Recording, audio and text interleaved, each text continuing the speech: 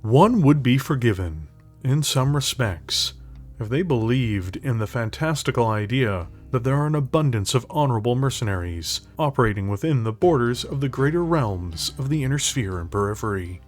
After all, there is a mountain of evidence to support such a viewpoint. Many within this profession have proven themselves to be almost self-sacrificing in their pursuit of valid and dignified contracts, or seem to have a greater purpose beyond such things even. This perception is often brought about by very specific mercenary units. The Eridani Light Horse follow a code and traditions from the very beginning of the Star League.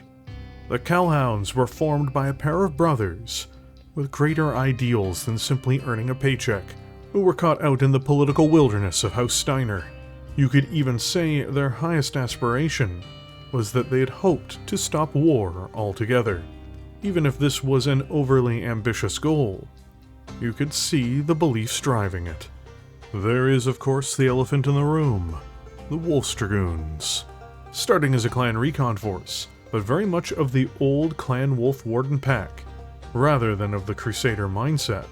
The Dragoons eventually broke ties with their old compatriots, but kept much of the spirit of their ancestors.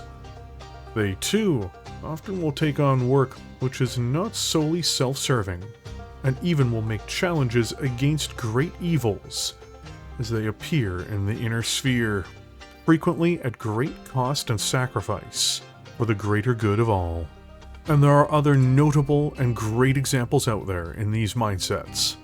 Unfortunately, these are not the great mass of mercenaries that must claw their way towards prosperity, or even just survival. The line between mercenary, con artist, and even pirate can be a blurry one. Mercenaries must befriend people one day, and then kill them the next. But there is one mercenary unit in particular that embodies not only this survivalist lifestyle, but has adapted to it in its own unique way. Because small mercenary units apart are very weak and lack bargaining power. But mercenaries together strong, right? In this overview, we are going to examine a unit born of a strange, malformed cooperation, ambition, and the savage politics of the lives of soldiers of fortune. It is a band of disparate factions, all forced together by circumstance, greed, and the desperation of survival. Today, we are going to examine the Lone Wolves.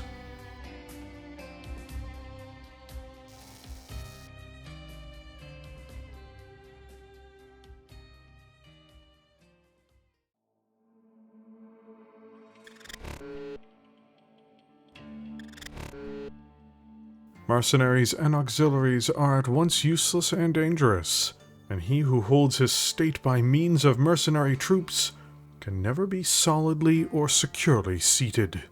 For such troops are disunited, ambitious, insubordinate, treacherous, insolent among friends, cowardly before foes, and without fear of God or faith with man.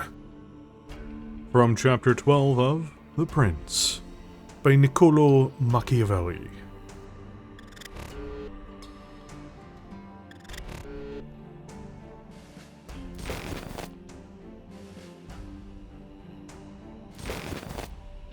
The constant state of warfare in the inner sphere had created a series of economic and social environments that have helped to foster a culture which encourages the creation of people who are willing to be adventurous, with the generational learning and talents that are related to violence.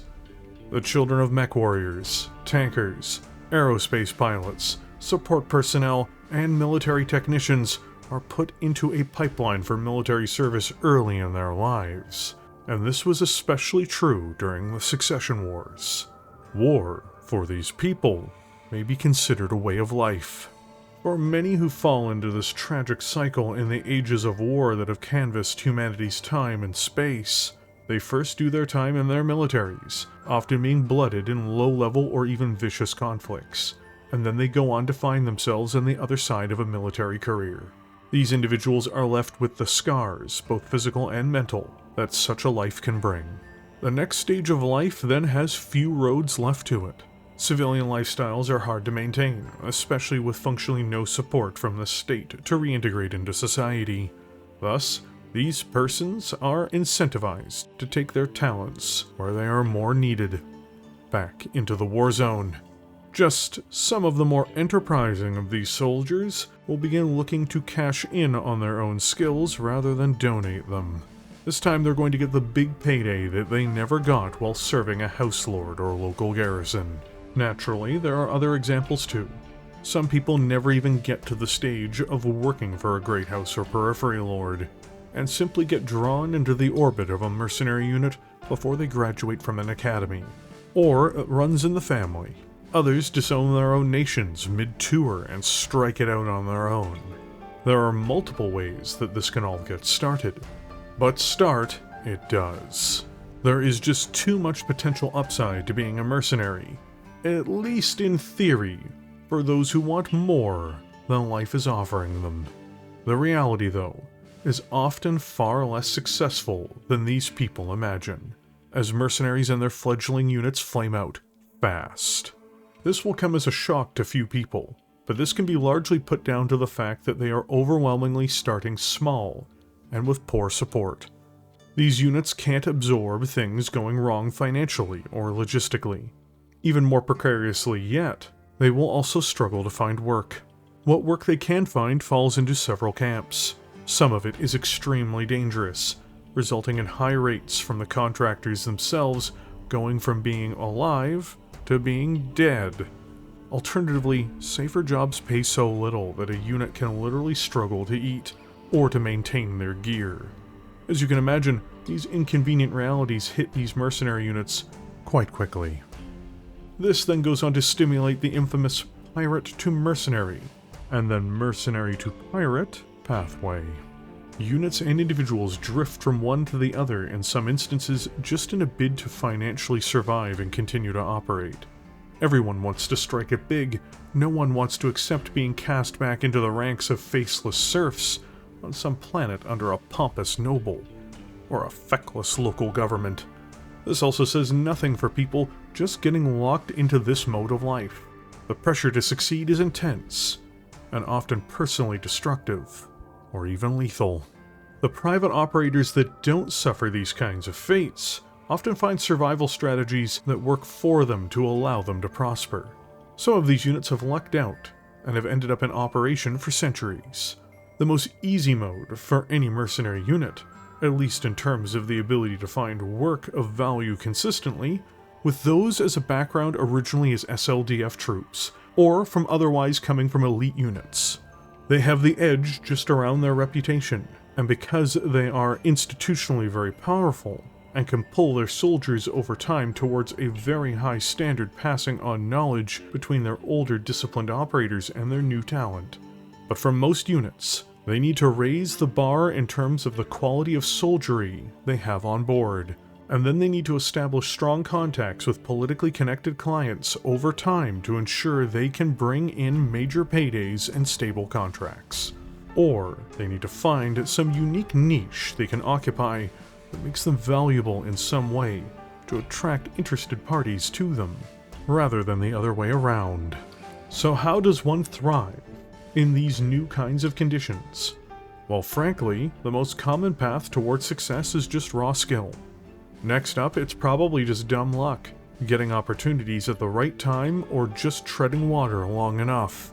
A lot of the rest of the best examples come from units having a great starting position, such as having family deeply rooted in the feudal system of the inner sphere supporting them. And other times, it's by finding a unique niche to tie into, as mentioned prior.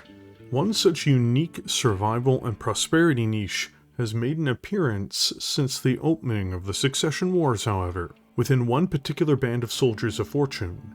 Ironically, it does so by not being a traditional for-hire entity, or even a cohesive organization. The Lone Wolves mercenary unit is a deceptive creature, in that it is not really a single, structured mercenary unit. It's not even a mercenary unit with distinct subunits, such as the Dragoons and their various regiments and battalions, which may have more defined fighting styles and techniques. No, the Lone Wolves are what is best described as a mercenary cooperative organization. Now you may wonder, what does that entail? Well, it means there is no Lone Wolves, at least not entirely, kind of. There are units that need bigger paydays, and often aren't equipped for the jobs that are in the market that deliver that. In a lot of cases, the criteria, by the way, is being a larger mercenary unit. How do you compete for said important jobs if you don't meet the size standards? Well, you partner with someone else. Often, this is how structured, organized mercenary units are formed as well. Smaller units band together, and a permanent hierarchy is formed. Or some units just outright get assimilated into other, more fleshed-out organizations. This means bigger jobs can be taken successfully, and the survivors come out on the other side richer than how they came in. Alternatively, units will frequently form brief alliances and split the pay on certain jobs. These alliances are typically short-lived. What makes the Lone Wolf so unique is that they didn't fall into either of these camps. Indeed, compared to how things operate in the Inner Sphere, things are bizarrely democratic within the Lone Wolves. First of all, each command within the unit is required to reaffirm their presence within the Lone Wolves daily, unless they sign to longer pledges. Each unit also has the right to not re-up their contract at any time, meaning that they can make a clean break, with no questions asked, if things aren't moving in a direction that they are particularly enthralled with. This means that a unit can come and go depending on the work that is available at the time, meaning the unit can't take on work that will alienate too many of its own members. There is a core of a few notable units that tend to make up the most important tentpoles of the organization, though, who are dubbed the Committee. And of this group, there is an elected chairman, which is someone who almost always has to play politics, constantly, to keep the personalities and interests of the signed-up soldiers for hire happy and in line to keep work and profits flowing. The better everyone gets along, the better their chances of making some money at the mercenary game is. But it doesn't always work out that way. Units for the various commands that make up the Lone Wolves will receive information about jobs the collective's leadership have on offer. The loose command structure at the heart of the Lone Wolves, funnily enough, also find other ways to profit off their fellow units and individuals within the greater structure of the cooperative, and do so in a variety of ways, both before and after contracts are signed. Not only do they benefit from the bigger jobs that get signed, they also make money by controlling the flow of salvage, logistics, and other necessities, and even have some control over the prices that their peer units and Mechwarriors must pay. It's a great money-making opportunity.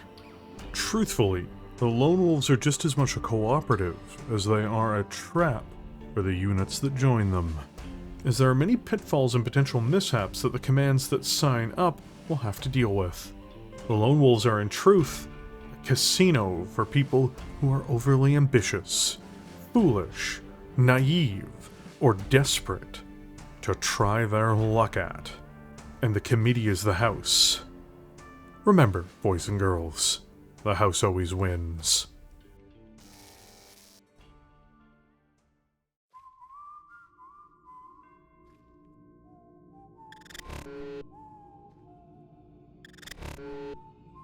The brigand is a snake. If you don't annoy him, he doesn't bite you. Attributed to brigand Carmine Donatello Crosso, 1903.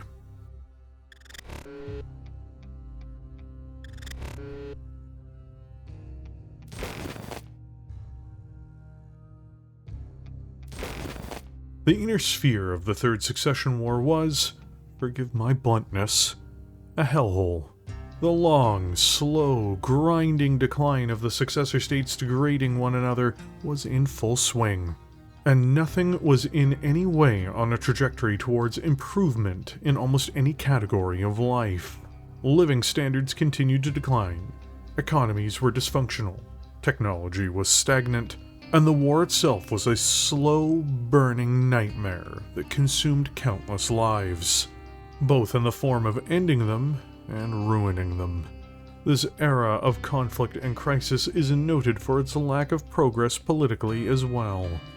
And it was here, at this time, that the beginnings of the Lone Wolves began to take shape. The world of Galatea was, in this age, the largest hub and hiring hall for mercenary activity. In this place's bars, dens, and assorted illicit or even official places of gathering, powerful representatives from all corners of the inner sphere were known to wheel and deal as they attempted to pull private contractors into agreements to fight across the heavens. It was on the soil of this planet, in the midst of the 30th century, that a band of functional nobodies met and struck an interesting bargain. This cadre of low-rent mercenaries made up of cowards, renegades, burnouts, and honorless dogs were all coming to make a throw of the dice on contracts, and instead made a pact with one another to form a new, somewhat unified mercenary unit, mostly comprised of lance-level commands. This small, fledgling iteration of the Lone Wolves took form and began to take on work, though their frequency of taking on legitimate contracts was questionable. For you see, as described before, the disreputable individuals who made up the core of this unit were not always inclined to follow things like laws. Apparently, when there was minimal reliable work around, or things were too hot regarding contracts or conflicts, this ragtag band of rejects opted to make work for themselves, the old-fashioned way, you might say. If they caught wind that a planet might be in jeopardy, being raided by pirates, or a force they believed they could stare down, the Lone Wolves would offer their services to the planet in question, regardless of the nation it belonged to shake them down for to offer their services in protection. If the planet in question said no, the Lone Wolves would turn around to the attacking force and request to get in on the action, usually attacking the planet with said pirates or house raiders. Realistically, it's not unimaginable to believe that many of these supposed jobs were the Lone Wolves themselves preparing to attack a planet and attempting to simply shake down the world for money instead of going in to get it themselves. Though this is speculation on my part, simply because it's not hard to imagine this rough group of morally flexible individuals partaking in such crimes. Funnily enough, the Lone Wolves did not join the Mercenary Review and Bonding Commission throughout the 30th or 31st centuries. Clearly, because they didn't need such organizations to rate if they were on the up and up, obviously. To be completely sincere, this only further damaged the unit's reputation, as you might imagine. Over time, the Lone Wolves' infamy grew and grew throughout the aforementioned 30th and early 31st centuries. In fact, it came to a point where mercenary commanders across the inner sphere, if they were trying to rein in their own Mechwarriors, or they were on the path to firing someone who was acting openly rebellious, were known for stating that said underperforming personnel should, quote, go join the Lone Wolves, unquote, as a polite way to imply that they should seek out greener pastures. All of this manipulative, bad faith acting, and more or less acts of piracy didn't help the unit's prestige as a fighting force for most of its early existence either. Because why would it? Pirates and low-rent mercenaries are hardly uncommon or worthy of emulation. Their attitude and their poor ethical behavior locked them out of major contracts with most of the larger noble families, great houses, or professional militaries, ultimately permanently forcing them into the circumstance of scraping by getting jobs with planets and systems independently. The lack of certification from the Bonding Commission didn't help this either, shockingly. A great deal of these troubles, and their reputation, changed approximately 60 years after their founding, when fate would have it that the Lone Wolves finally did get a breakthrough contract with one of the great successor states, no less. In 3007, the Free Worlds League was beset on all of its borders. Raids came from mercenaries, pirates, and other house and periphery forces, and full-on fighting was happening across its frontier against both the Lyran Commonwealth, and to a lesser degree, the Capellan Confederation. The Free Worlds League military became so stretched in terms of its resources that it hired just about any mercenary command it could find.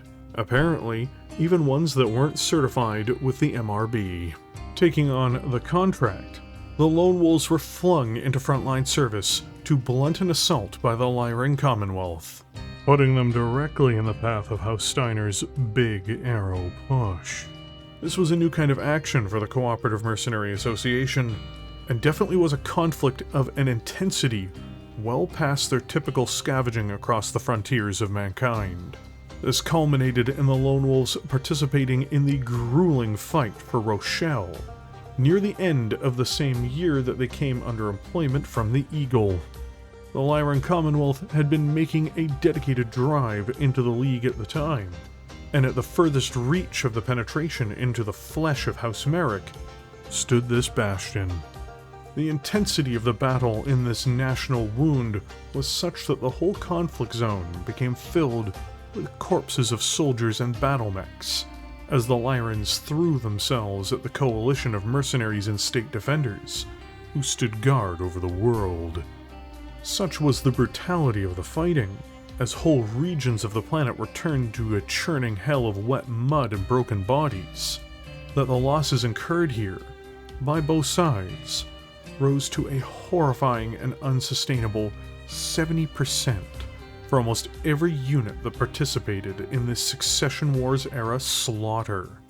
And the blaze of this tragedy dragged on for the better part of a year.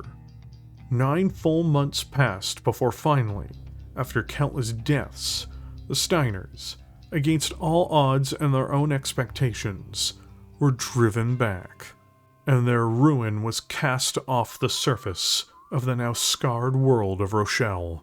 What remained behind, though, was little more than disorganized rabble. While Rochelle is remembered for Cranston Snord's involvement in it more than anything else, it is the nameless mercenaries that fell in battle here that decided the war, many of whom were entirely wiped out in the cauldron the planet had become. It was the faceless mercenaries of the Lone Wolves who took on the losses in an ever-escalating and grinding conflict against a state army whose resources were vast and seemingly limitless, and they, like so many others, became a disorganized wreck in the face of their victory. It is unknown why the notably cowardly force of the Lone Wolves stuck through so much of the battle, but they were to be on the winning side of history, even if House Marik itself attempted to backstab them, and many of the other mercenary commands involved. Still, they survived. Surviving, though, had consequences, as the Lone Wolves were now very much diminished. Their core units had been crippled in this mess, and as they withdrew from the planet and once more took on new members, something changed.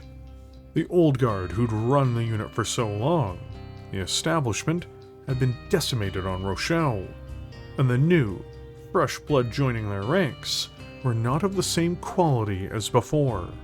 In fact, you could say they were of greater substance. Whereas in the past the wolves had picked up rabble and discontents to be a part of their pack, this time, luck should have it, several competent, disciplined, professional units attached themselves to the unit's command. It didn't take long for the wolves to begin to fundamentally change as these units began to enforce order within the cooperative. Stragglers and vicious raiders were cut loose from their ranks, as they had confrontations with people who wanted reliable paydays and a better reputation. The old guard running things were gradually thinned out and driven off as well, or forced into line while these new elements changed everything from within. The new guard played politics better and garnered support amongst the collective and delivered results. It's after these reforms and this functional coup d'etat that the committee was established, forever changing the Lone Wolves. With their arrival, with their control over repair and servicing contracts, and with their extreme influence over the contracts that were to be taken, while also keeping out the worst elements of mercenary riffraff from attaching themselves to the Lone Wolves, they changed the trajectory of this infamous unit forever, and opened the gates to their involvement in one of the key battles of the late Succession Wars.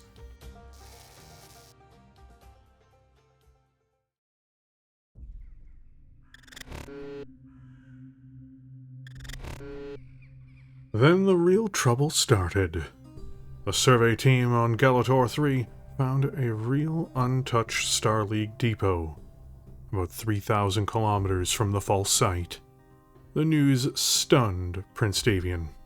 Things like this happened in trashy novels, not in real life. The Star League deposit was fact, and Davion had practically invited Karita to take it away from him.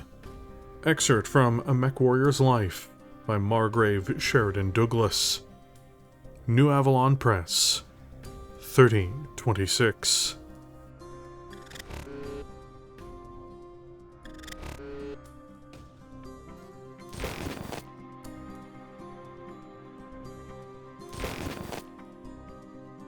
Reorganized and rebuilt from their low point on Rochelle, the Lone Wolves began their process of becoming a more disciplined and reliable force, though their traditional reputation continued to follow them in the aftermath of the battle, regardless.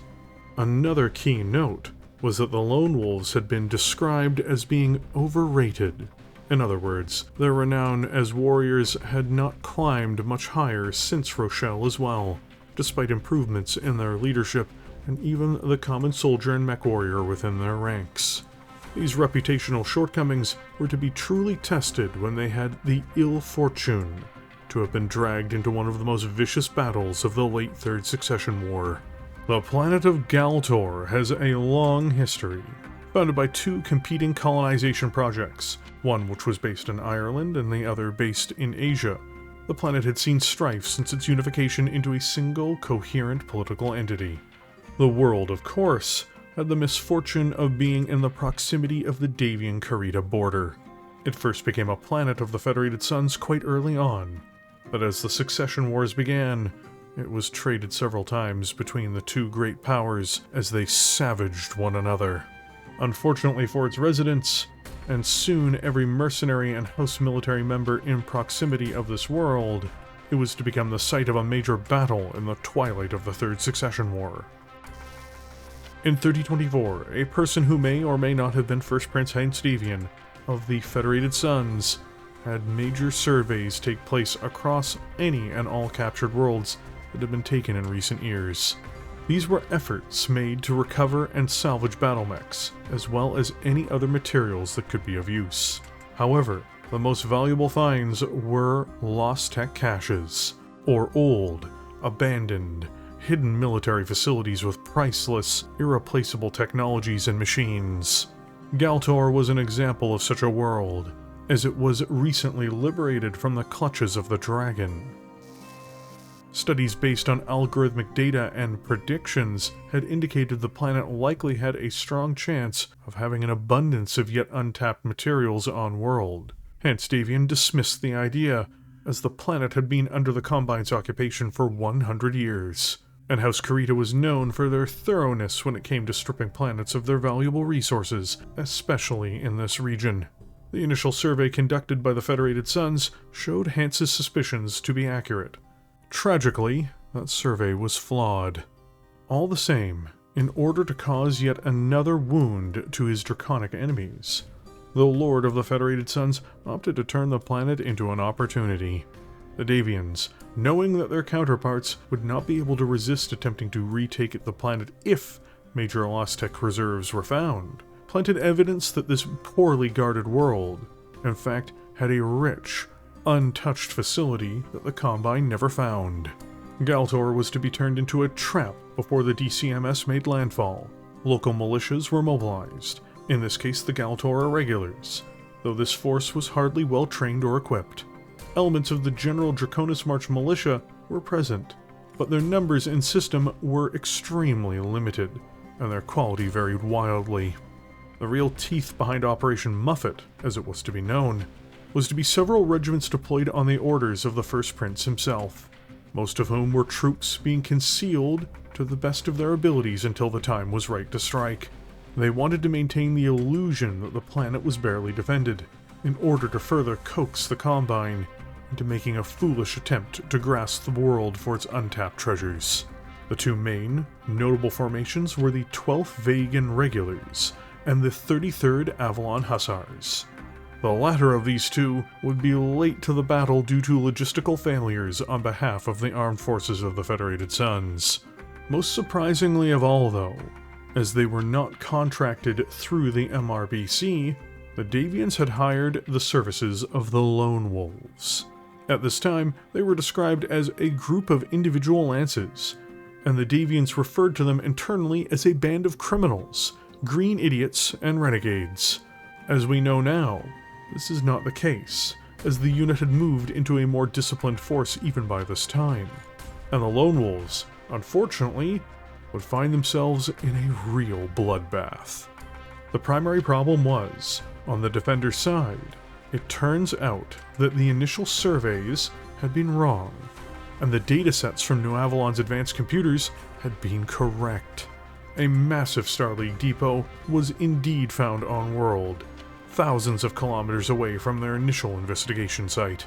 The trap Hans Davion had built was now just as deadly to his own side as it was to his enemies.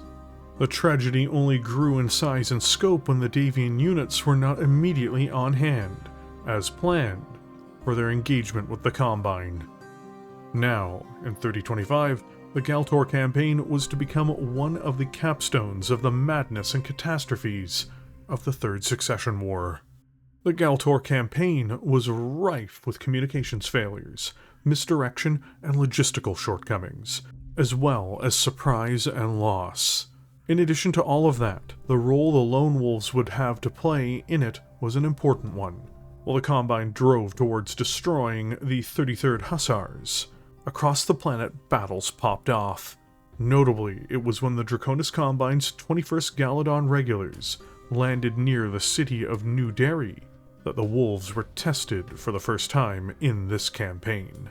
Calamitously for the Galladon Regulars, they landed almost on top of the Lone Wolves' temporary firebase due to poor intelligence and guidance of their dropships.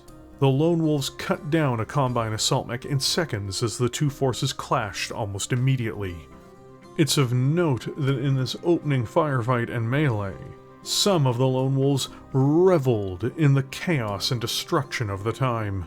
One Arthur Big Booty Stetson is said to have delighted in the pure carnage that was wrought by the battle, piloting a hatchetman into the fray with a white and black color scheme that depicted a skull atop his mech's head.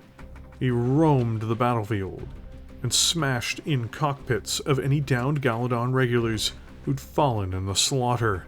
Evidently, he was screaming over the local comms of the Lone Wolves about, quote, taking scalps, unquote.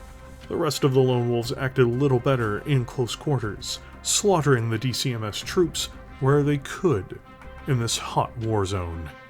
This does bring into question some of their supposed reforms after Rochelle, just to be clear.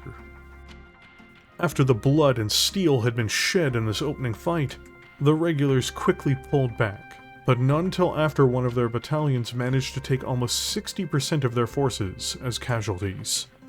Their only opportunity to escape total annihilation came when the Lone Wolves began fighting amongst themselves, as the worst elements of the unit began fighting viciously with one another over the salvage rights of their now fallen enemies, like a pack of hungry dogs. Other Combine elements did manage to seize more localized objectives by contrast, and the campaign marched on.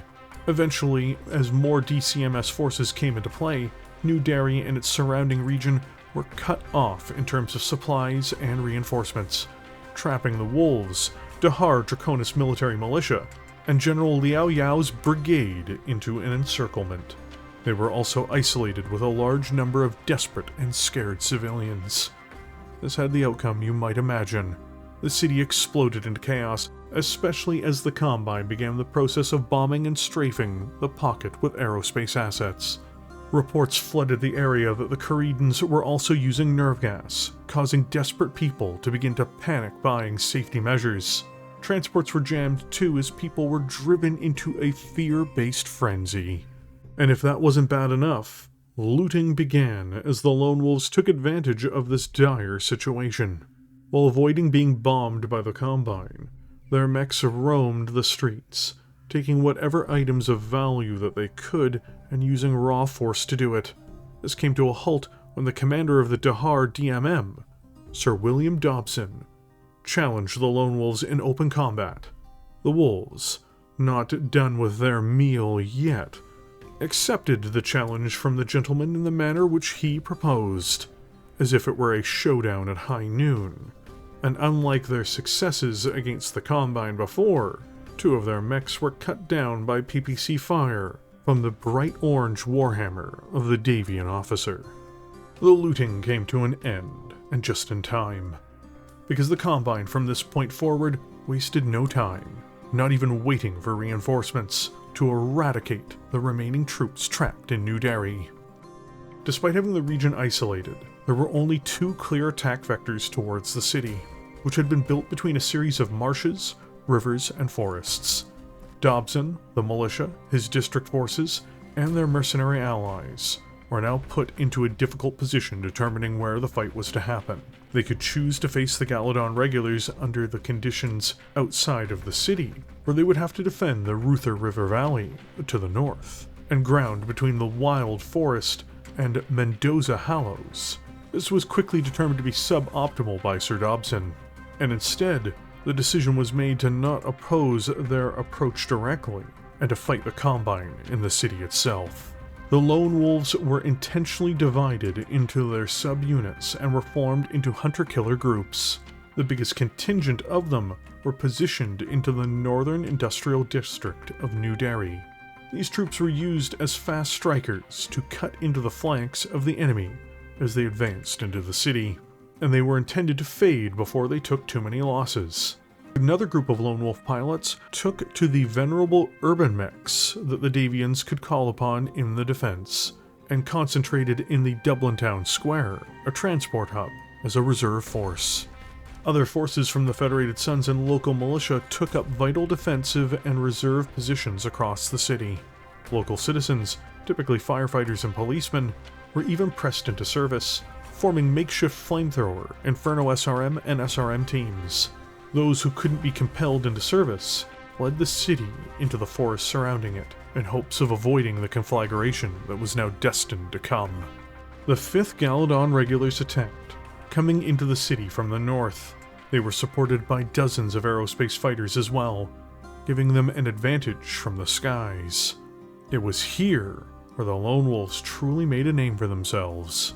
Despite enemy air superiority, and despite being outnumbered by a professional force, the Wolves stopped 3 columns of enemy vehicles and mechs with concentrated fire on the enemy's flanks as they entered the city. Regardless of this brave effort, 2 additional columns broke through into the core of the urban area. The forward elements of these warriors found themselves falling into makeshift ambushes by infantry almost immediately, and this concluded in these breakthrough forces themselves becoming mired in trouble. Though, in Elliott Park, the Combine had greater success, even if it was paid for in their own blood. As the fight for New Derry came to a fever pitch, Sir Dobson, along with his own forces and the reserves of Lone Wolves, struck back against the Caridans as they fought in the depths of the city, launching themselves with reckless abandon into the enemies in a furious counterattack. More Caridan mechs fell, and even one of their dropships was damaged. In the aftermath of the day's fighting, Sir Dobson broadcast, "We are still alive, and we are still killing Karita." Unfortunately for the defenders of New Derry, the battle was not yet over. because striking from the south, the 8th Galadorn regulars tore into the city from the other direction when the morning came the next day.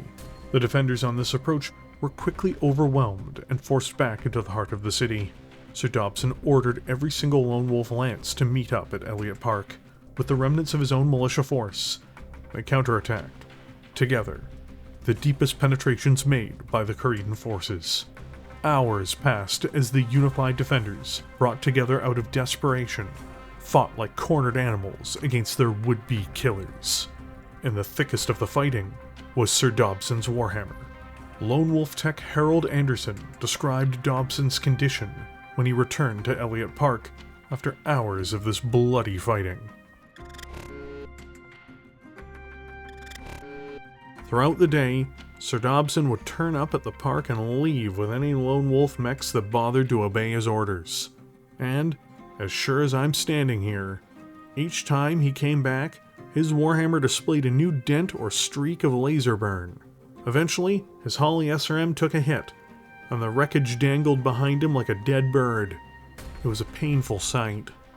The last time Sir Dobson returned, the right arm of his warhammer had disappeared, and the leg actuator sparked every time he moved.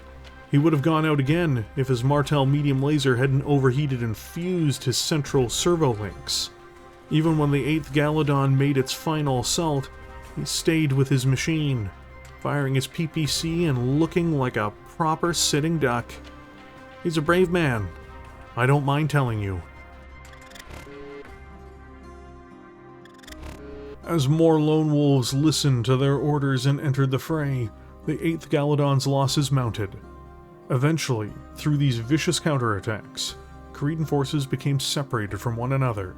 Once they were cut off and isolated, the city became too dangerous for them to continue any concerted push. Yet amongst the ruins, it also became too dangerous to try to hunker down either, as roving bands of infantry and Lone Wolves preyed upon them, giving them no time to catch their breaths. Finally, at the end of the day, the 8th Galadon regulars withdrew from New Derry. The Lone Wolves had played their role in a fantastic and determined victory against an enemy that had outnumbered them. But it was not to last. The Wolves had lost 40% of their Mechwarriors, either with them being killed or severely wounded.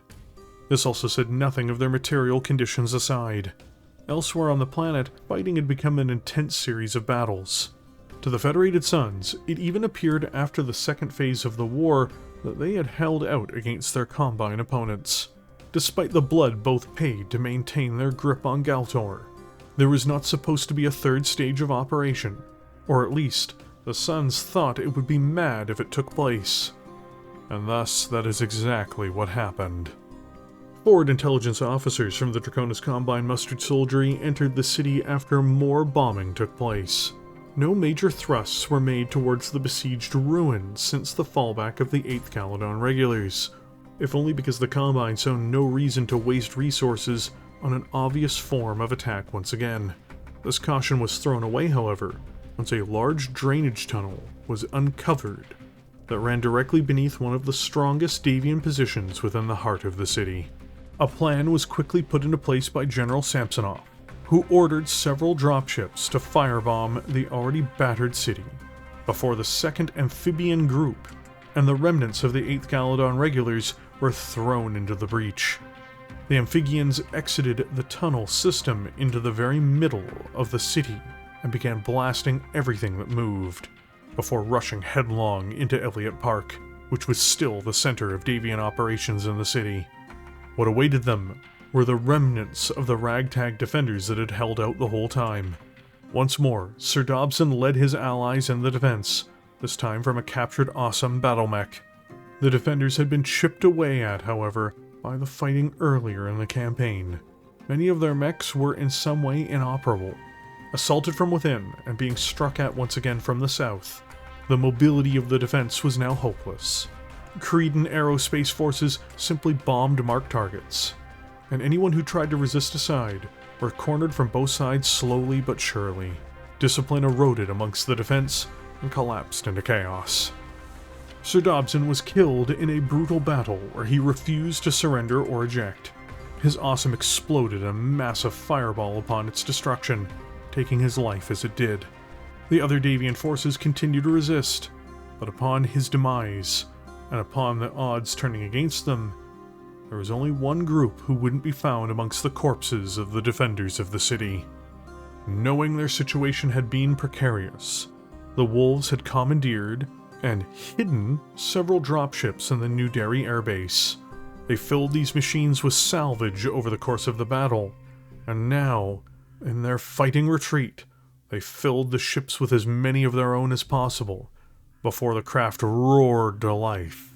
Given the huge number of losses the wolves suffered throughout their time in the campaign, and with them being stock full of salvage from the days of high-intensity fighting they'd experienced, they felt they had done enough to satisfy their contractual obligations to House Davion and quit the field.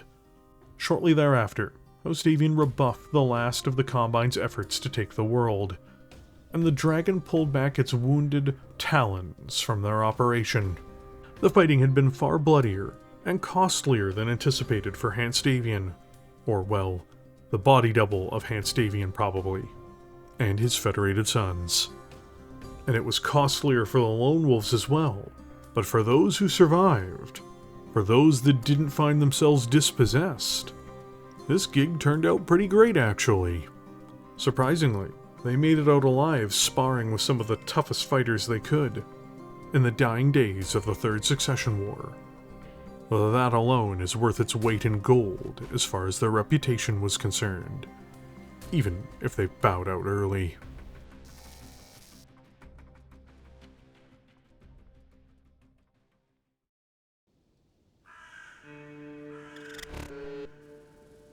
If you want to go fast, go alone. If you want to go far, go together.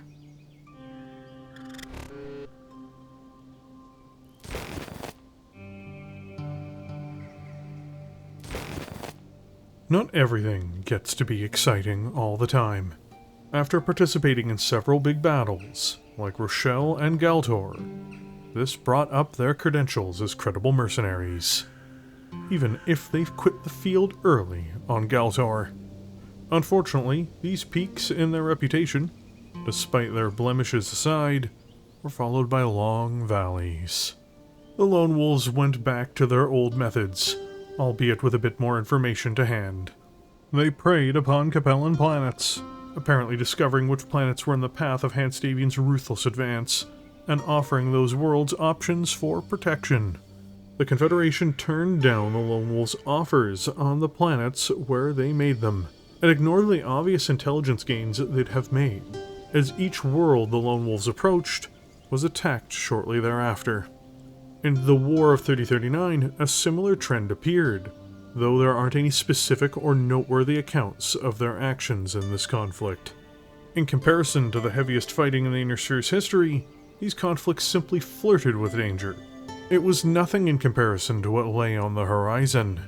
For you see, something far more vicious arrived in the Inner Sphere in 3049, in the form of Operation Revival, or as it is also known, as the Clan Invasion. And it is from here that we can see the Lone Wolves' greatest trait put into the world, because as legendary mercenaries like the Gravewalkers, Kellhounds, and Starguards threw themselves into the teeth of the invasion, saving millions of lives through their sacrifices, the Lone Wolves deliberately avoided this entire region of space for over a decade. The Lyran Commonwealth, later the Lyran Alliance, was more or less a dead zone for the Lone Wolves, for fear that they'd have to engage the nightmare that was Clan Jade Falcon, or their counterpart, Clan Wolf. Funnily enough, on the other side of things, they didn't have to avoid the Draconis Combine, as mercenaries were already just banned there, or later merely taboo. So, that meant no tussling with Clan Smoke Jaguar either. While it goes unsaid, I don't think it's hard to imagine them avoiding contracts with the Free Rosselhaig Republic during this time either. No, this was not an era that was filled with notable adventures from the Lone Wolves. It was their time to play it safe and only take jobs as they needed them. Funnily enough, this was also very much true of their run during the Fedcom Civil War. Apparently, Galtor taught the committee to avoid the flashiest engagements. They were always deliberately pulling away from big events, rather than rushing to participate in them. However, during the last days of the Federated Commonwealth Civil War, the Lone Wolves adopted several units into their fold that had more than a troubled history, or at least had a history of fighting the clans. Namely, several former Comguard units, which had gone mercenary, joined their ranks. And this began changing the trajectory of the Lone Wolves, sending them on the path towards something that otherwise they would have avoided with vigor.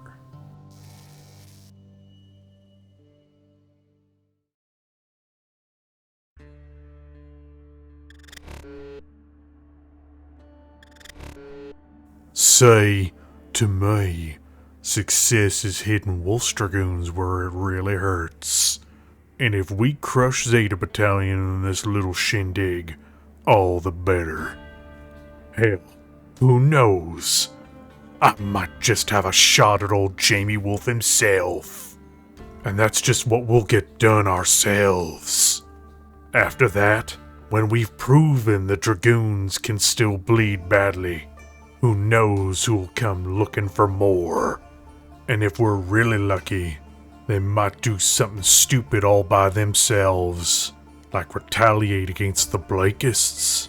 And those fanatics might just decide we've given them a good enough head start, and finish the job. If we actually drop Jamie, and this whole thing's been as much a cult of personality as I've been saying, then maybe everything falls apart. I don't mind being another Alpin Wolf, you know. I'll settle for being another Anton Marik. This isn't just about killing my son. This is about causing a wound they can't ignore. Regardless, I don't plan on being here for any of that. Let me walk through a burning Harlech with some dead Dragoons at my feet, and I'll consider that a century well spent. Colonel Wayne Waco, of the Waco Rangers, Tempt Town, Harlech, Outreach, the Federated Sons, 11th of October, 3067.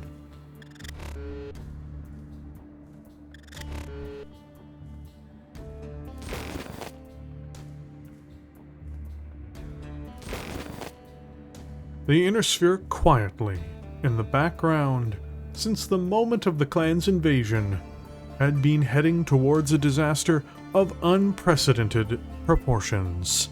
Comstar split into multiple sects, though these entities coalesced around two core groups. Secular Comstar, run mostly by Percenter Marshal Vogt, and later by former Archon Prince Victor Steiner Davion, represented one of these two major power blocks. The other came to be known as the Word of Blake. First crafted by Demona Aziz, and then later helmed by a man as hated as Stefan Amaris, Thomas the Master Marik. This was a group of hyper-religious fanatics of various stripes, dedicated to the teachings of Jerome Blake, and other religious teachings Comstar had adopted over the centuries. The latter of these groups held much more power, covertly, than anyone could have imagined. The Word of Blake prepared for a holy war against all who impeded the success of a reformed and revitalized Star League. Regionally, around Terra, within the fractious Chaos March that had appeared in the aftermath of Operation Guerrero and the FedCom Civil War, the Word of Blake began expanding their influence and borders into the area with what was being called the Word of Blake Protectorate. This was a major contributor to their power base as they went from being just a cult, financial institution, intelligence operation, and interstellar service provider, over to being a full, true state in the eyes of their peers. However, another power began rising in this chaos, with a direct, dedicated purpose in order to challenge this new malignancy within the Inner Sphere. Jamie Wolf, the leader of the Wolf Dragoons, understood quite well the threat the word of Blake posed to the entire region, even if he was off in terms of its scope, and how grave the threat truly was. With his efforts, he formed the Allied Mercenary Command. Major players with ties to the region beyond just the Wolf Dragoons, like the Northwind Highlanders and the ill-fated Dismal Disinherited, were a part of this union of military power. By making themselves a bulwark against the word's influence in this region of space, though, one so close to Terra and so vital to their master's plans, it placed them in the direct path to be destroyed. Partnering with Wayne Waco, the Dragoons' most bitter enemy, and other commands, all while pulling the strings where they could, the Blakeists made a play to eliminate the Wolf Dragoons and crush Outreach's ambitions.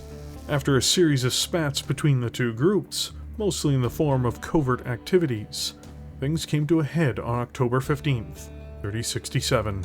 This date, too, is considered by many to be the beginnings of the Blakeist era itself.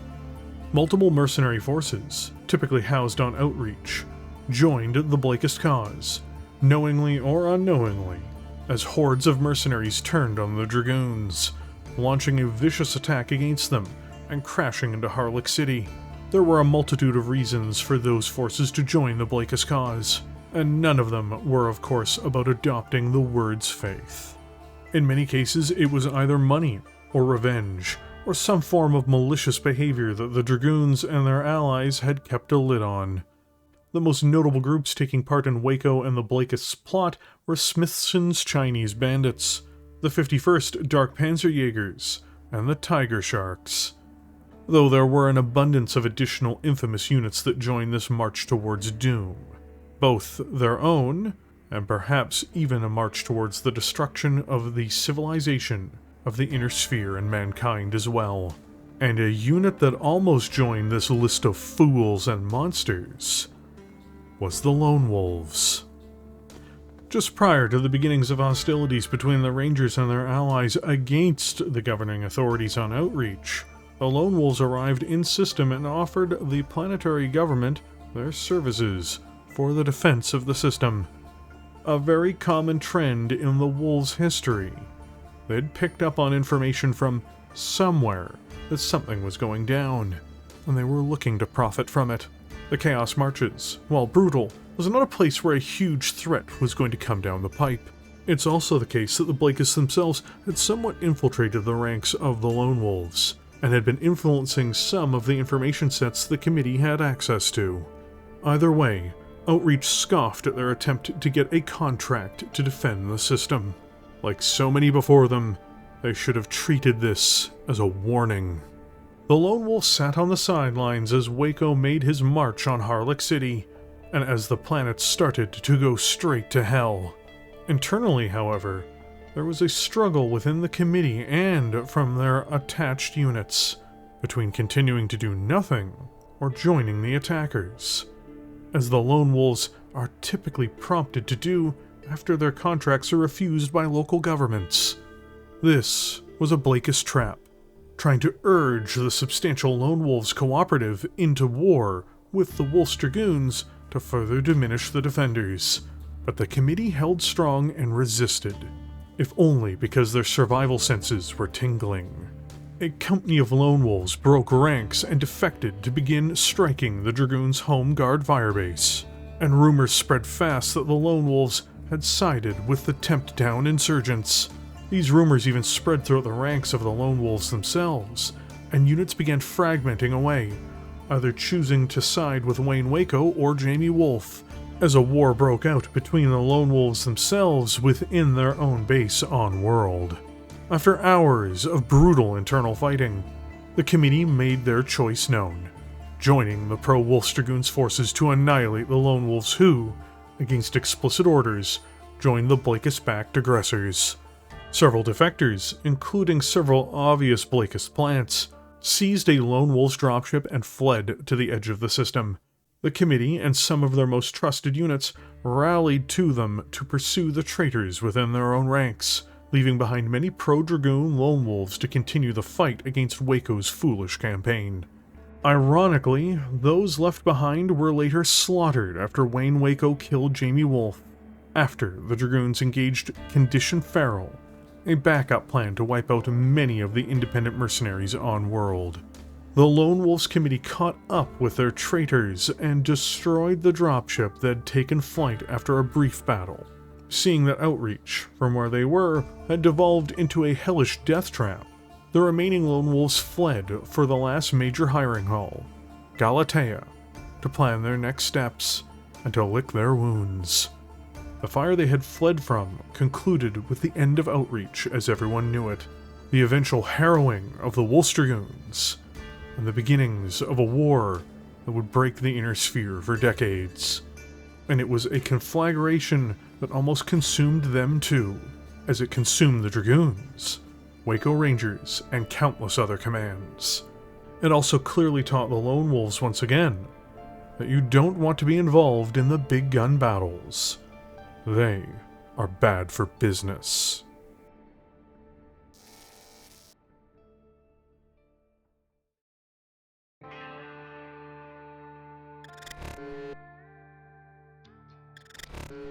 Why do I get the feeling we've just been sold some magic beans? Rhiannon Ramirez said at the conference table aboard the Fox Den, and Katie couldn't help but feel stung at her words. I think it's a great opportunity. They said they made their name fighting for Hans Davion. Dexter Nix, the grizzled veteran of the Fox Patrol, rested his chin on his artificial palm. Wrong Hans Davion. Huh? Katie said. It was the double.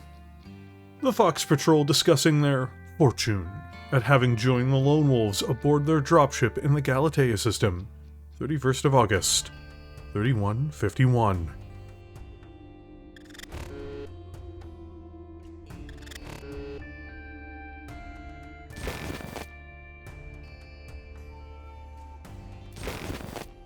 Life for mercenaries in the Inner Sphere had many ups and downs during and after the Blakist assault on human civilization. During what was becoming known as the Dark Age, many commands went quiet, or simply vanished altogether.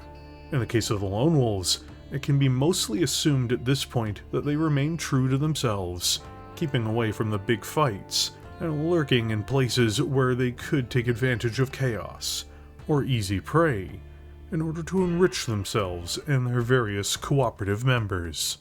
Things, though, don't always move in a straight line, and the Lone Wolves opted for a big gamble as events arrived on the horizon that were evidently just too juicy for the committee to really turn a blind eye to.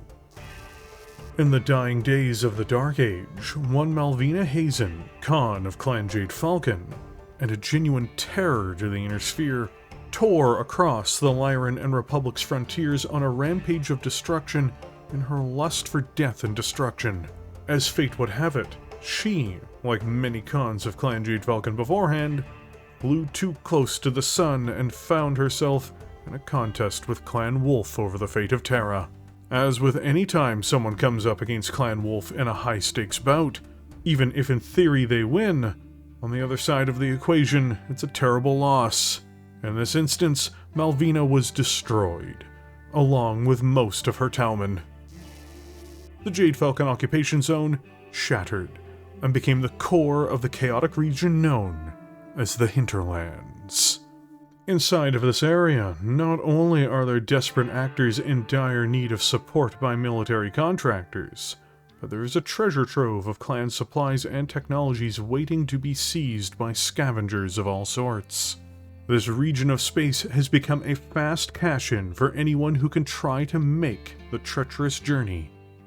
And, as you can imagine, the Lone Wolves did just that. On September 18th, 3151, Major Albert Bugsy Heidegger, the head of the Committee for the Lone Wolves, landed on Elena, capital of the new Elena Mercantile League, in order to begin negotiations with this new state born of the former merchant caste of Clan Jade Falcon. Not only did it make sense that the functional leader of the Wolves would be the one to do these negotiations, there was just no one better to do it. To break down who Bugsy is as a person, let's briefly examine his history up until this fateful meeting on Elena. A Mechwarrior and officer in his late 30s, Albert was born and trained in the Duchy of Endurian, and opted to depart his homeland for political and financial reasons. This resulted in him striking it out as a mercenary, with no firm combat credentials, though having almost graduated from the Humphreys Training Academy, as well as being dispossessed. One would be mad to hire the young Mechwarrior at the time. So that is exactly what the Lone Wolves did. He made his first real inroads by doing odd jobs no one wanted to do within the unit. In that time, however, Bugsy spent his hours learning what kept the unit running, and how to talk to everyone in every subunit. He learned how to incentivize demotivated mech jocks, or how to temper overly ambitious hotheads. In essence, he became an excellent politician, understanding how to handle people regardless of where they were in life, and being able to manipulate them for outcomes that he felt were the most optimal. Within a short period of time, he went from dispossessed to the command couch of a mighty marauder battle mech. From there, by 3145, the committee recognized Bugsy's talents and promoted him to being their chief contract negotiator. Despite his uninspiring appearance, Albert's keen mind has placed him at the head of the pack of the Lone Wolves, and he has helped the unit become significantly more coherent. He knows who to keep, he knows who to promote, and he knows who to screw over to get the most out of what has become his unit. The various commands from within the unit itself have long ago learned not to underestimate the king of the Lone Wolves. Bugsy also seems to have played a role in the Lone Wolves becoming more legitimate. The days of overt extortion and piracy seem to have diminished, if not altogether vanished. The reason why? Such activities are just bad for business. It's bad for building rapport with clients. It's bad for one's reputation, which can limit the ease of accessibility to work and contracts. It also attracts the wrong kind of mercenaries to join the cooperative. Unthinkably, the Wolves joined the Galatea Bonding Commission even. And on the surface of Alina, he met with one Syndic Marina, the merchant queen of the Republic. The Mercantile League was in desperate need of military assistance, which the Lone Wolves and Heidegger determined, with their would-be clients lacking most of the components of the clan warrior caste thus far in their rule of a chunk of the former Jade Falcon occupation zone. There was business to be had in such circumstances.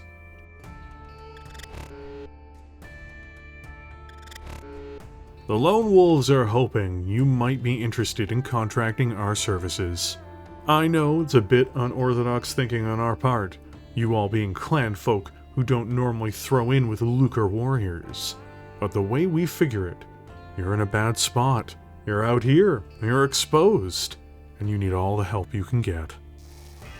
You are only half right, Major Heidegger. We are no longer clan folk. We are but humble merchants trying to make our own better way in the universe. And as merchants, we must see the value in how we can help you make a better way in the universe. I see potential. Part of the negotiations between Major Albert Heidegger and Syndic Marina. Alina, September 18th, 3151.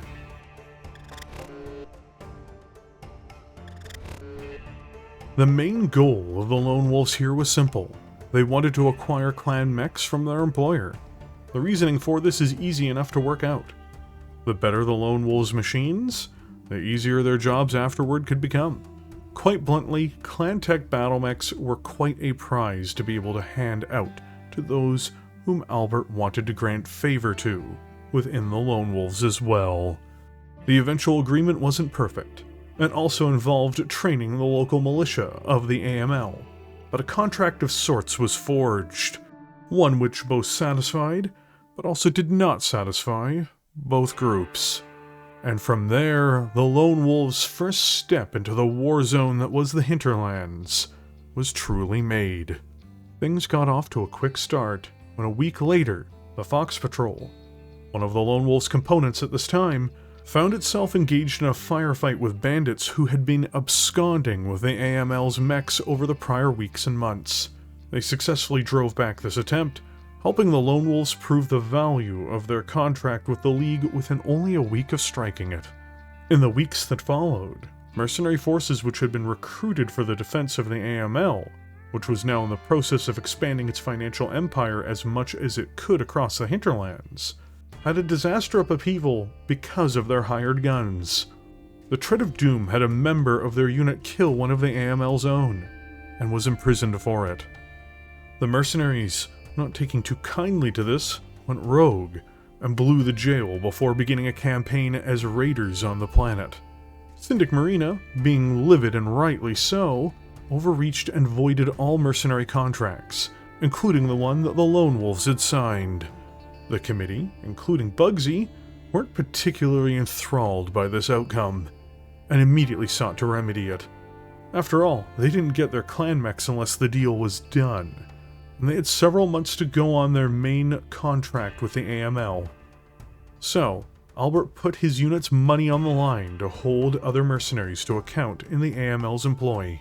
There were only a handful of skirmishes of note on world after this arrangement was made, between the Lone Wolves and several groups of raiders.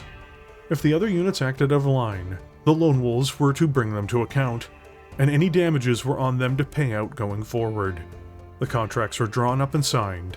This kept the peace between the AML and ironically their own militia until at least February, when the Lone Wolves departed, with their new mechs and some new funds to hand as well. Things had been tense at the time between the two sides on their contracts, but it ended well.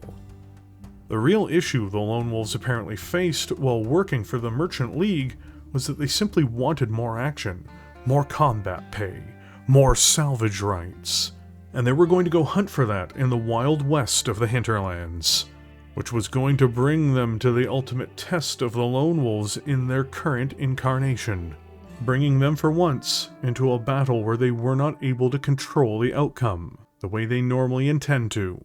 They made their way along with multiple Jade Falcon refugees towards Sudeten, the last bastion of the remnants of those who claimed to be the inheritors of the Jade Falcon's legacy.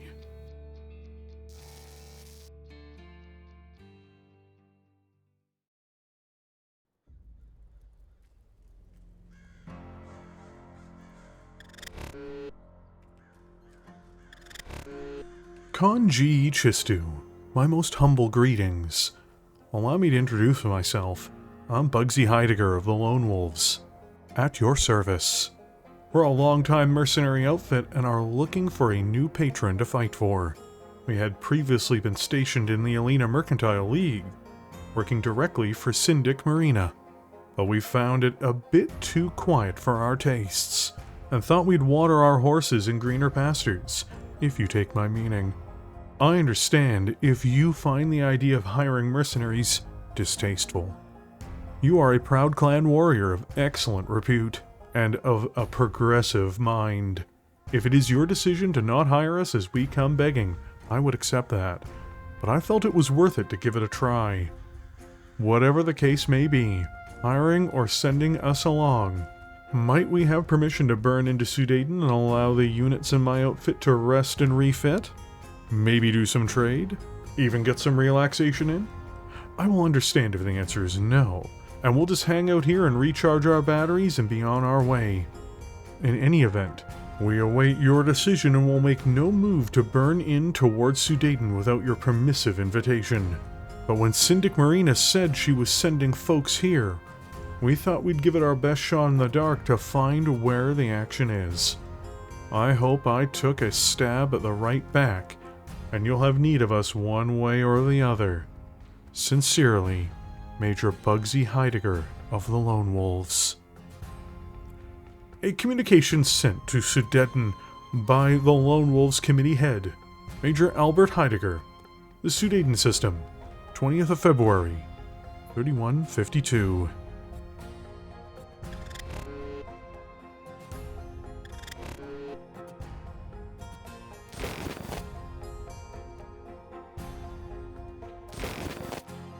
On February 20th, 3152, the Lone Wolves entered the Sudeten system with one of the most ambitious and perhaps one of the most overly optimistic schemes in history, which would be, as a mercenary outfit, to exploit the weakness of Clan Jade Falcon's current position in order to enrich themselves, and not by raiding or striking out at the clan, but by working for them. They'd received a little over a half-dozen clan battlemechs from the AML, but there were greater treasures to find potentially in the last holdout of the Falcon's nest. While the approach was risky, Bugsy knew his counterpart, G. Chistu, the current Khan of Clan Jade Falcon, was already renowned for his very progressive views on the ways of the clans.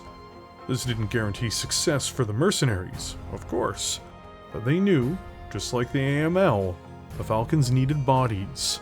They needed people in mechs, and there was a chance they might hire them.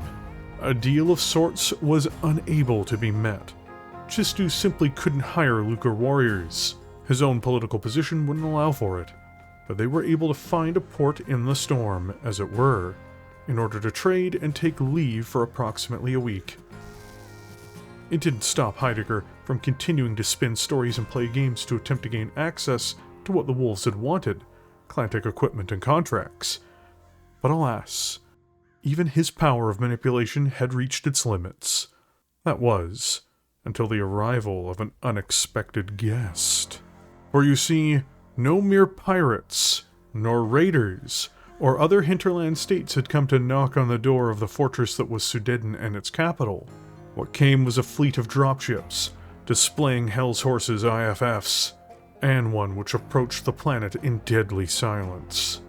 They had just annihilated another major Jade Falcon enclave, the Turkina Ascendancy, and evidently now came here to destroy yet another. These lands were to be the Horses. Worse yet, the Horses were evidently in much greater numbers than their Falcon opposition as well. By March 8th, 3152, battle was joined. Now, the cold hard truth was that the Lone Wolves didn't need to get involved, or at least they hoped they didn't need to get involved at first. The problem was, the Horses immediately antagonized their jump ship. Khan Chistu did advise the Lone Wolves to simply get out of harm's way when all of this was breaking down, but the situation just didn't fully allow for that. A hard choice had to be made as the Falcons started to fall apart near the Trellshire industrial complex, within their dropships. But knowing they were potentially doomed the moment the Horses finished with the Jade Falcons, Major Albert Heidegger told the Lone Wolves it was time to get involved. Alexis looked out over the battle and saw more Hell's Horses mechs than she could count, charging out of their dropships. She had been so focused on the one flanking star, she hadn't realized just how bad things had gotten. And then she saw dozens more contacts flare up on her radar. She would have to mourn Thomason another time, painful as the thought was. Though her neural helmet made it difficult, she wiped away the tears and tried to focus. Star Colonel. Alexis grit the teeth through the pain. We are falling back, but I have a new group of signals. Battalion strength, at least. They are coming in from the west. Those are not ours, Star Colonel Teresa said. It is not the Hell's Horses either. Alexis realized they were coming in from the direction of Mayor's Income and the spaceport sandwiched between the industrial center and the town. None of the mechs were in standard colors, and they all looked to be of inner sphere make. It looks like the Mercenaries. What in the hell are they doing? We definitely did not hire them. Alexis swallowed her grief and allowed herself to feel the smallest bit of elation, but even that felt like a betrayal to Thomason. They are attacking the Horses! Crashing into the flank of the Hell's Horses' assault on the mighty factory, the Lone Wolves tore into their newfound enemies. This was it. Do or die. If they failed here, the entire battalion would be at the mercy of the most ruthless clan in the Hinterlands. Making contact with the beleaguered Falcon defenders, the two sides began to coordinate their efforts. What had been a hopeless cause for the Falcons became a battle with a real chance of victory. With the Horses knocked off balance from the intense assault on their flank, it opened the opportunity for both the Falcons and the Lone Wolves to regroup and prepare the defense from within the massive Trellshire complexes. Protected by massive ferrocrete walls that gave them the advantage on the defense, they held back the storm, if only barely, from this position. By March 10th, after days of fighting, after breaks in the defense, and patching the holes with bodies. The horses, brutalized in Hamar, the capital city of the planet, ordered the full withdrawal of their forces from Sudaden. The Lone Wolves, weathered by this event, having ended up in the very big gun battle they almost always avoided, were on the side of the victors. And to the victors, the spoils. Their intervention around the Trellshire Heavy Industries complex saved the facility from either being captured or destroyed by the horses, and saved the most important industrial facility the Jade Falcons had left in the remnants of the occupation zone. In fact, later, Conscious to himself even admitted that the Lone Wolves had turned the tide of the entire battle. As had this area fallen, it would have freed up more forces from their enemies for further battles. In the aftermath of the engagement, Heidegger and Chistu sat down and discussed the battle and the ramifications behind it. It was a bit franker than one would expect from either participant, though not without some level of subterfuge, as both men were more than adept in negotiations and manipulations in order to get what they wanted out of deals.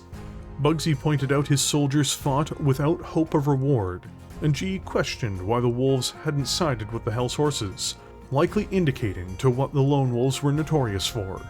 As a result of the Lone Wolves doing the right thing, and doing right by Clan Jade Falcon, ironically something they have a history of not being known to do, he gave the Lone Wolves full salvage rights over their portion of the battlefield, allowing Heidegger and the Lone Wolves units to have counted their actions against the Hell's Horses as a trial of possession.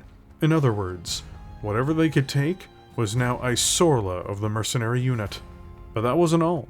The Inner Sphere Mercenaries had struck a larger, more intimidating force than their own, and as a result, the Lone Wolves were also to be given an entire company of clan battle mechs beyond whatever they needed to be made whole again. Sudaden going forward would also be considered a safe harbor to the Lone Wolves, but that was a clear message behind these acts of good faith. G. Chistu all but said by doing this that the Lone Wolves should not engage in contracts that were attacking Jade Falcon territories directly. Whether the Lone Wolves honor this indirect request is yet to be seen, though with Albert at the helm, there is more than a reasonable chance that this will be the case, at least as long as they can justify it. War, evidently, makes strange bedfellows, and the Lone Wolves and Jade Falcons just happen to be allies beyond the simple act of a contractual relationship. The mechs acquired from salvage through the defeat of the Hell's Horses, and these new Jade Falcon battle mechs were used as internal leverage by Heidegger. Those units he favored received greater access to clan machines. Notably, even though the unit itself was to be made whole, and then an additional company was to be provided beyond that, meaning the unit was now mech-rich. Several pilots who were outside of favor from the committee received no replacement battle mechs for their part in the Battle of Sudaden, without being fired from the unit, in other words, meaning that they were going to be either forced into some form of debt with the unit, or they were going to be forced to use others' mechs, or they were just expected to not re-up their contracts, and were going to be left stranded in the Hinterlands and defenseless. Units that were favored, like the Fox Patrol for instance, were given access to one or several battle mechs from this great hall. People like Albert Heidegger needed to shore up loyalty from reliable workers in their units, while also chipping away the people they'd rather not have around. And being able to control the flow of salvage and no procurements, as well as funds, is a way of doing that quietly, even if it still creates drama within the ranks. With all of this settled though, the Lone Wolves moved from the Sudaden in the weeks that followed, taking them on a journey to Almatason for a stopover and some light work, where unfortunately they lost the Fox Patrol, and much to the heartbreak of Bugsy, as he'd taken Katie Ferraro under his wing. The two commanders left on good terms, even if the Major was disappointed, with the Wolves departing sometime later, leaving behind one of its current cornerstone units.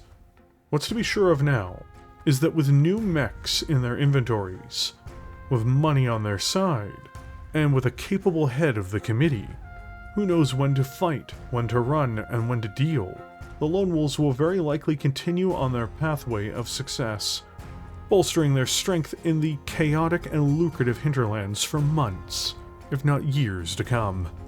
The real question is, will they know when it's time to pull the plug? Or will they get caught in the storm that is looming large over the Hinterlands? Sudaden may have been a taste of the kind of conflicts to come over this despair-rich region.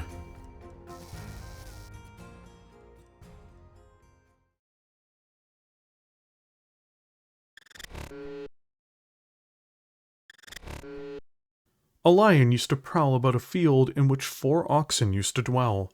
Many a time he tried to attack them, but whenever he came near, they turned their tails to one another, so that whichever way he approached them, he was met by the horns of one of them. At last, however, they fell a quarreling amongst themselves, and each one went off to pasture alone in a separate corner of the field. Then the lion attacked them one by one, and soon made an end of all 4. United we stand, divided we fall. The ancient Greek fabulist Aesop, 6th century BCE, the 4 oxen and the lion.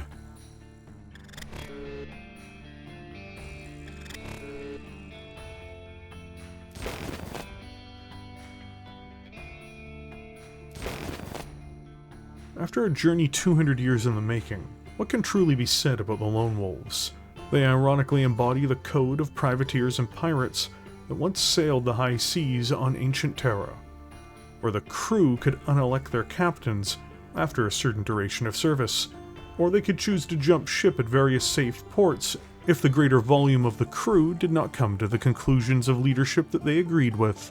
More importantly, though, they also embody what it truly is to be a mercenary in the inner sphere.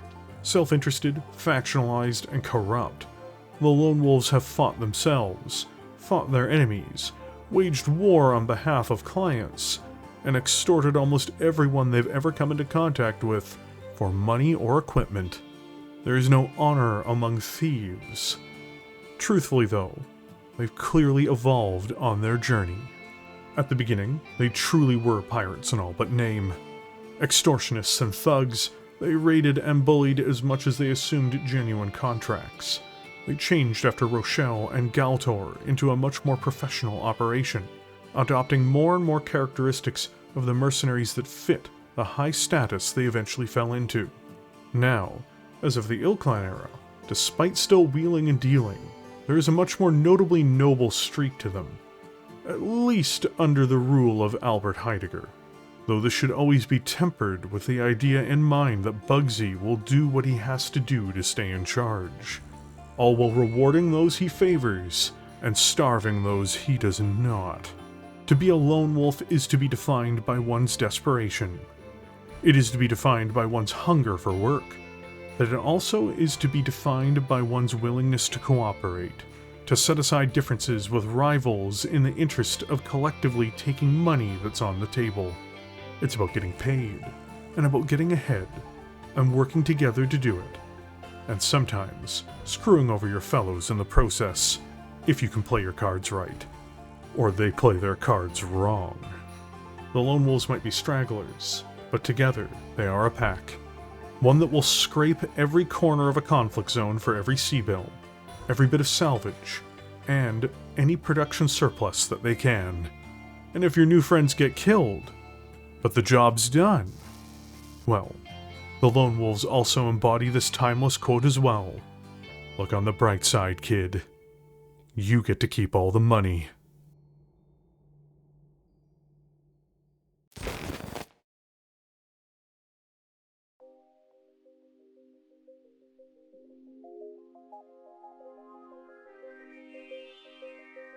Thank you all for joining me here today. If you enjoyed this content, don't forget to hit like, it does help. If you want to support the channel further and get regular updates on the videos I post, please consider subscribing as well.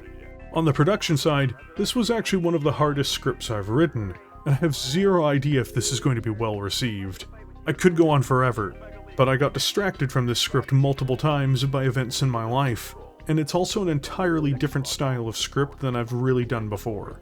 Worse yet, The Lone Wolves are depicted in a really contradictory way by most of the resources pre-Ilclan era, in terms of like when they make a shift in their policies versus their actual behavior, and just sussing a lot of that out was difficult. There were also some old school Battlecore resources I know that peripherally were around the Lone Wolves that I don't have access to, so if anything is missed or is off course due to that, then my sincerest apologies.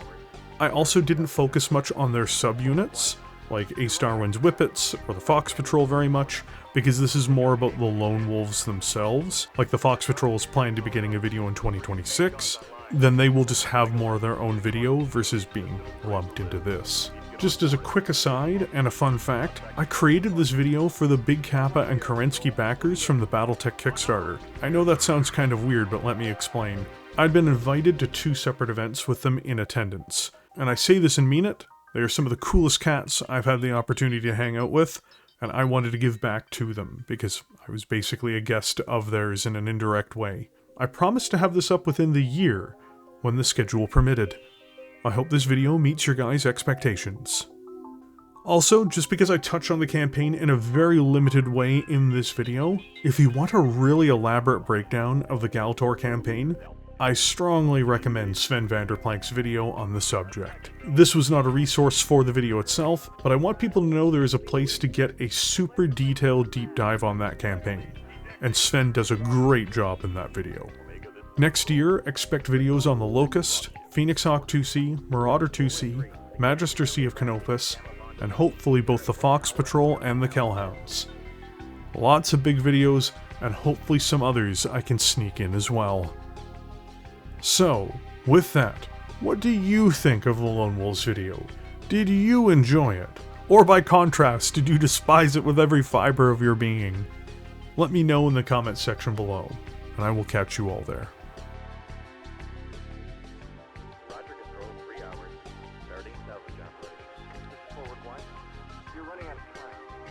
Just a couple of things I forgot to add in the credits to this video. First of all, the music in this video was mostly composed by Marika Shams, which is from her Dark Western series. Second of all, a huge thank you to all of the people who helped me capture Mechwarrior gameplay to use as some of the backdrops in this video as well.